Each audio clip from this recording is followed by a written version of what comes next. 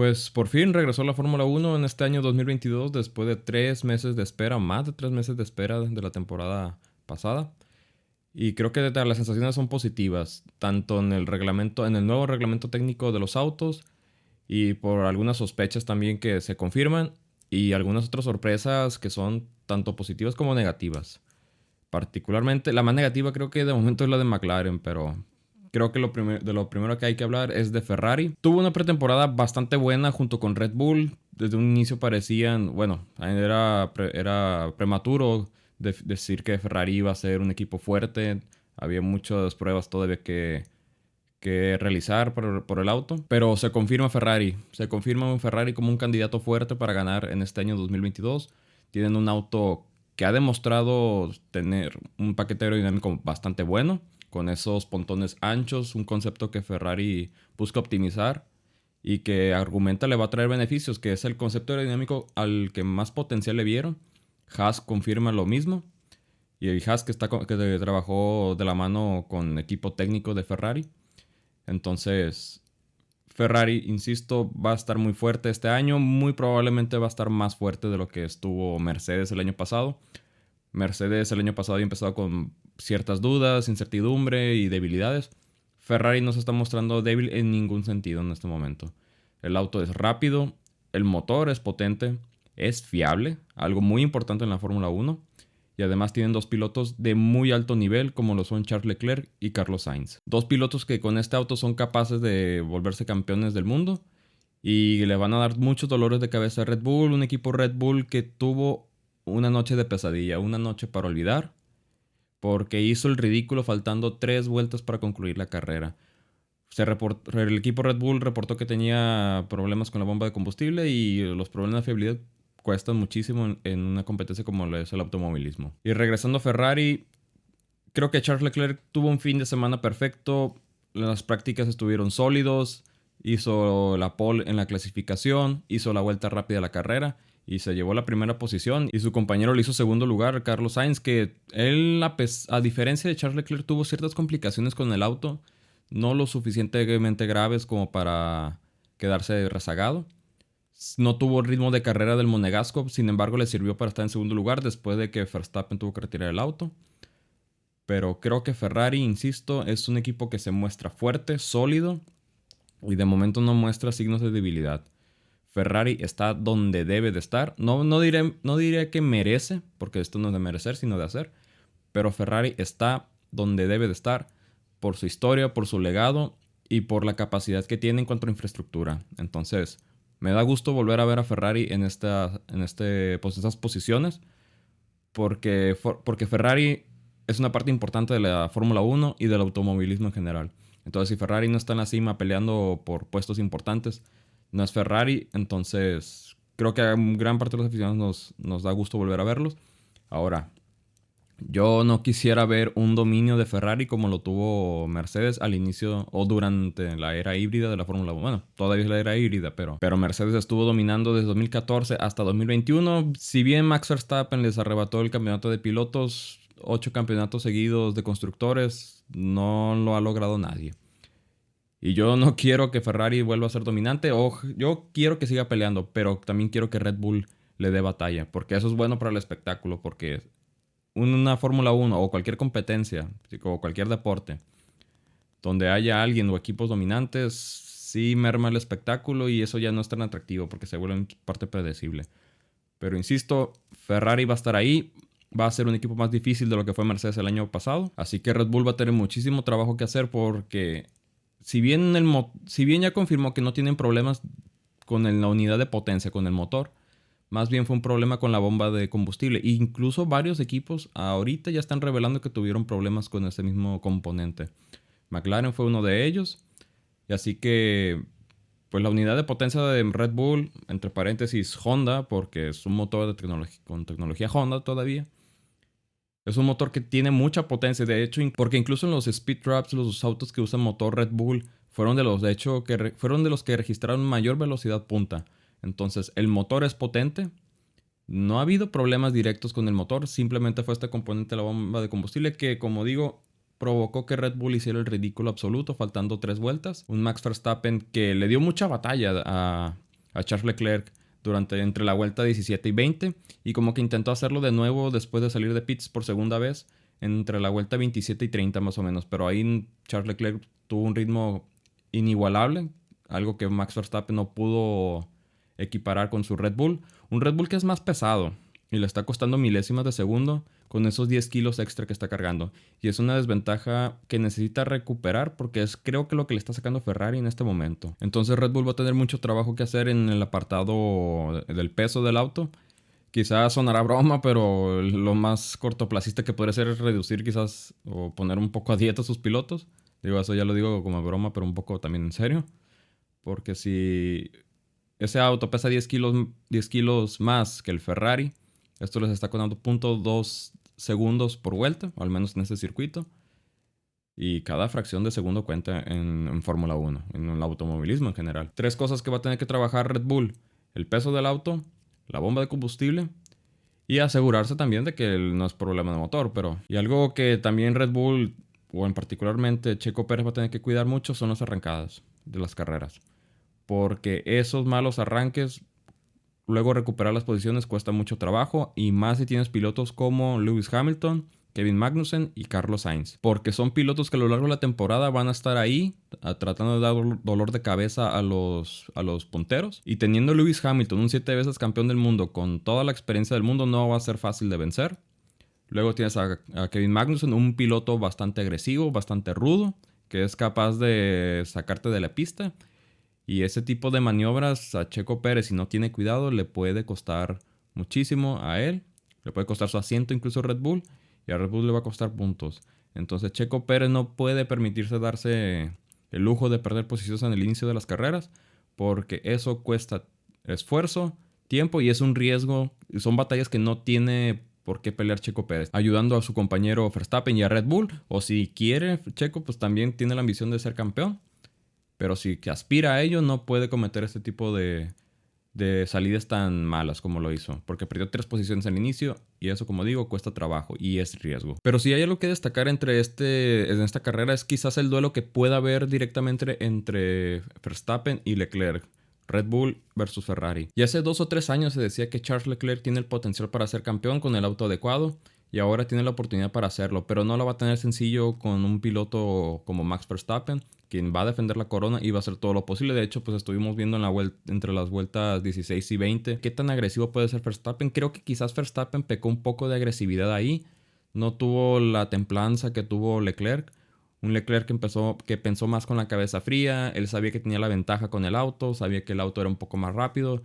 Entonces lo que él tenía que hacer era simplemente tomar su ritmo, cuidar la posición y dejar que Verstappen se desgastara. Y sí se desgastó Verstappen porque esos intentos de rebase constantes en la primera curva le costaron que los neumáticos se degradaran más rápido. De hecho, perdieron rendimiento más temprano que los de Leclerc, siendo que Leclerc su segundo de juego de llantas fueron ya usados. Era un juego de llantas ya usado y el de Verstappen era uno completamente nuevo y se acabaron más rápido. Verstappen creo que va a tener que madurar nuevamente o madurar más, porque Leclerc es un piloto en cierto sentido quizás no muy diferente a Hamilton, que piensa más con la cabeza fría. Así que Red Bull y Verstappen van a tener un rival mucho más complicado, porque Ferrari se ve sólido, no se le ven puntos débiles y tiene 2 pilotos bastante consistentes y de un nivel muy similar. Así que Red Bull necesita ponerse las pilas para ponerse a la altura. Y necesita hacerlo lo antes posible, porque en la carrera del domingo perdió 30 puntos. Perdió el segundo y cuarto lugar que estaban logrando Verstappen y Checo Pérez. Pero por problemas, como digo, de la bomba de combustible, Verstappen, faltando 3 vueltas, el auto empezó a perder potencia, no le llegaba el suficiente combustible al motor y tuvo que retirar el auto en los pits. Y Checo Pérez, faltando una vuelta en la primera curva, el motor se apagó porque no estaba recibiendo combustible. Entonces, motor apagado, se bloquean las ruedas e hizo un trompo y a eso abrió la puerta para que pasaran Lewis Hamilton y George Russell, que lograron un tercer y cuarto puesto inesperado de Mercedes, a pesar de las dificultades que están teniendo con el auto, con ese porpoising o bouncing que le llaman, o en español que le dicen marmoteo. Y se le llama así porque el auto de Mercedes, o lo que provoca el efecto suelo en general, pero es un problema que varios equipos ya han corregido y Mercedes no ha podido todavía, es este brincoteo que hace el auto a altas velocidades, particularmente al final de las rectas, que genera mucha inestabilidad y problemas de frenado y aparte de confianza en los pilotos. Entonces, un tercer y cuarto puesto que le viene muy bien a Mercedes. Un Mercedes que no puede ser descartado todavía. Hablamos de los 8 veces campeones como constructores en lo que va de la era híbrida de la Fórmula 1. Entonces yo creo que Mercedes, si consigue corregir ese problema que tiene con su auto en el mediano plazo, creo que puede volverse un rival bastante incómodo para Ferrari y Red Bull. Si no llegara a conseguir corregir ese problema, creo que va a tener que conformarse con ser el mejor del resto y empezar a pelear con Haas y Alfa Romeo. Sí, Haas y Alfa Romeo. Porque Haas y Alfa Romeo estuvieron también en el top 10, sumaron puntos increíblemente y van a volverse rivales quizás directos de Mercedes, a no ser que Mercedes, como digo, haga algo con su auto y lo mejore. De lo contrario, creo que va a tener que pelear con estos equipos. Y creo que Mercedes está balanceándose en esas posibilidades de que o mejora el auto y se enfrenta a Ferrari y Red Bull, o no lo logra y van a tener que empezar a competir con Haas y Alfa Romeo, que también se ven bastante sólidos gracias a ese motor Ferrari que tienen. Entonces, cuidado con Mercedes. Y de las sorpresas más agradables que hemos estado viendo han sido Haas y Alfa Romeo. Un quinto lugar que consigue Haas de la mano de Kevin Magnussen, el piloto de Dinamarca, que después de un año de ausencia en la Fórmula 1 debido a cambios internos en el equipo, regresa al equipo norteamericano. Y vaya regreso, ¿eh? Llegar a un equipo que si bien es el mismo equipo que dejaste, pero con cambios importantes, particularmente en el auto, que no se parece nada al que dejaste hace 2 años, pues es de aplaudir, porque eso demuestra que realmente Kevin Magnussen siempre ha sido un piloto muy bueno. Desgraciadamente en la Fórmula 1 necesitas un auto bueno para poder competir y creo que Magnussen, pues en los últimos años con Haas, en los últimos 3, 4 años la sufrieron muchísimo. Y el director de Haas creo que hoy en día está más que contento con los resultados. Este director de equipo llamado Gunther Steiner, que si no lo conocen, los invito a ver la serie documental de Fórmula 1 Drive to Survive en Netflix. Y ahí van a conocer un poquito más de él. Es un tipo, creo que de los tipos más carismáticos que hay hoy en día en la Fórmula 1. Y alegra a todo aficionado porque quienes hemos seguido la Fórmula 1 de cerca en los últimos años sabemos las complicaciones que han tenido Haas. Entonces me da gusto por fin ver a Haas dando resultados. Tiene un auto bastante prometedor, bastante competitivo. Y creo que están para poder competir para ser el mejor del resto. No para ser campeones. Para eso están Ferrari, Red Bull y quizás Mercedes. Dependiendo de si logra mejorar ese auto. Que quizás no pueda hacerlo. Pero da gusto. Hay otro detalle de Mercedes. Mercedes está comprometido con ese concepto de aerodinámico del auto. Con los pontones estrechos. Dicen que tiene muchísimo potencial. Y Ferrari, por su lado, dice que el concepto de aerodinámico de pontones anchos tiene más potencial. Así que veremos quién tiene la razón y quién se equivoca. Solo el tiempo lo dirá. Pero regresando con Haas, da gusto después de tantos años ver al equipo norteamericano con un auto competitivo. Y Mick Schumacher va a tener la posibilidad de poder competir con pilotos en la tabla media, o incluso en la superior, y demostrar de lo que es capaz. Y Alfa Romeo es otra de las sorpresas con ese motor Ferrari, un Valtteri Bottas que estrena equipo, estrena auto. Y lo hizo de una muy buena manera. Creo que lo pudo haber hecho mejor si no hubiera perdido tantas posiciones al inicio. Arrancó en la sexta posición. Y creo que terminó perdiendo 8 posiciones al inicio de la carrera. Y algo similar a Checo Pérez. Perder tantas posiciones para recuperarlas cuesta muchísimo trabajo y es riesgo innecesario. Bottas pudo haber terminado más adelante si no hubiera tenido ese problema al inicio de la carrera. Y ese es el problema que tiene muchas veces en Mercedes, esa inconsistencia. Valtteri Bottas necesita ser un piloto consistente. Pero las sensaciones de inicio son buenas y su compañero, el chino, ¿cómo se llama? Wang Yu Zhou, el único novato que hay hoy en día en la Fórmula 1, creo que tampoco desentonó en su debut. De hecho, creo que ni parecía del todo un piloto novato. Hizo su primera carrera y terminó en 10º lugar. Ya marcó su primer punto en su carrera como piloto de Fórmula 1. Entonces, pues es una sensación positiva la que muestra hoy en día Alfa Romeo, porque también la sufrió muchísimo con Haas en los últimos años. De hecho, yo decía que iba a ser de los equipos de excepción y no lo está haciendo. Y con ese motor, como digo, Ferrari, Haas y Alfa Romeo son rivales a tener en cuenta. Y de las decepciones más grandes, pues hay que hablar particularmente de McLaren. McLaren, que en la pretemporada de Barcelona parecía que iba a ser un equipo importante y que iba a estar junto con Ferrari y Red Bull. Desgraciadamente parece que van a pelear por no ser los últimos este año. Habían tenido progresos bastante buenos en los últimos años y parece que todo se ha venido abajo con esta temporada 2022. Si bien han argumentado que necesitan trabajar con su infraestructura, particularmente el túnel de viento, para poder desarrollar mejor sus autos. El inicio de este 2022 ha sido terrible. Un Renault que no tiene ritmo. Y tiene dos pilotos muy buenos que creo que van a estar muy frustrados en esta temporada. Y también hay que hablar de Williams, que bueno, con Williams no ha habido novedad. Sigue siendo un equipo que está en el fondo de la tabla. Y desgraciadamente es triste porque Williams es de los equipos más míticos que hay en la Fórmula 1. Y el hecho de que siga en el fondo de la tabla, pues es lamentable para un hombre como Williams. Que no es un equipo que hoy en día no está a la altura del legado de Frank Williams. Y también está el equipo Aston Martin, otro británico que creo que Sebastian Vettel, el 4 veces campeón del mundo, no va a estar nada contento con el rendimiento del auto. Y mucho menos Lawrence Stroll, que ha invertido muchísimo dinero en este equipo. Que si bien su plan para ser campeones es a 5 años, ya lleva 1. Este segundo año no luce nada prometedor. Y creo que va a ser un año peor que el que tuvieron el año pasado.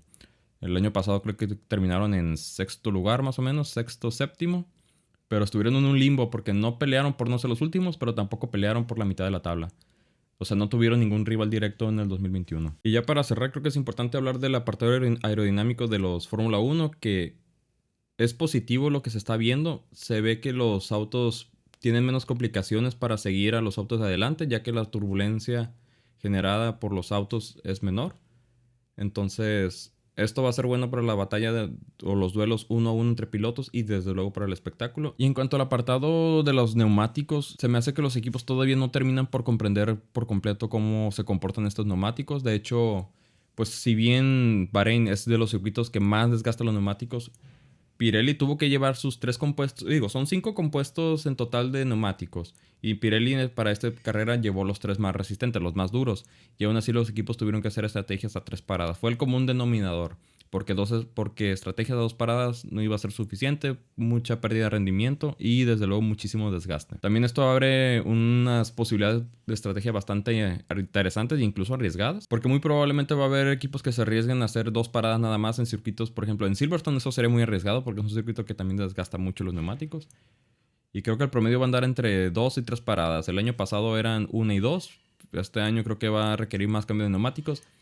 Y es más riesgoso una estrategia con más paradas porque aumentan las probabilidades de que algo salga mal en los pits. Así que las sensaciones son positivas. El siguiente fin de semana es el Gran Premio en Arabia Saudí, en Arabia Saudita. El primer circuito urbano de la temporada, un circuito de alta velocidad donde el motor importa muchísimo. Con esta primera carrera en Bahrein, los Red Bull y los Alfa Tauri registraron las velocidades más altas. Creo que en ese sentido podrán tener alguna ventaja, o en este caso Red Bull tendrá una ventaja al menos sobre Ferrari, siempre y cuando arregle ese problema con la bomba de combustible. Pero como digo, Arabia Saudí es un circuito de velocidad punta, Red Bull la tiene, así que a esperar ese fin de semana. Todavía es temprano, a pesar de lo que he dicho en este video, aún es un poco temprano para sacar conclusiones definitivas. Ya después de unas 4 o 5 carreras ya podremos tener un panorama más claro de quiénes van a ser rivales directos y quiénes van a pelear por la punta, quiénes van a pelear por no ser últimos y quiénes van a estar en la zona media. Así que, como digo, siguiente fin de semana, el premio de Arabia Saudita. Y yo estoy ansioso para poder verlo porque entre más carreras, como digo, nos van a dar un panorama más claro de lo que puede suceder a lo largo de la temporada. Y yo en esta temporada estoy esperando una temporada reñida entre Ferrari y Red Bull. Así que ojalá sea una temporada tan emocionante como lo fue el año pasado, que si bien dejó la vara muy alta, creo que las sensaciones, al menos después de esta primera carrera, son bastante positivas. Así que, como digo, el siguiente fin de semana, pues Arabia Saudí, y a ver qué nos depara. Si les gustó el video, no olviden suscribirse y compartirlo. Esto pues ayudará mucho al canal porque yo quiero comprometer un poquito más con esto. Así que les agradezco que hayan pasado por aquí. Y nos veremos el siguiente fin de semana después del premio de Arabia Saudita. Así que hasta luego.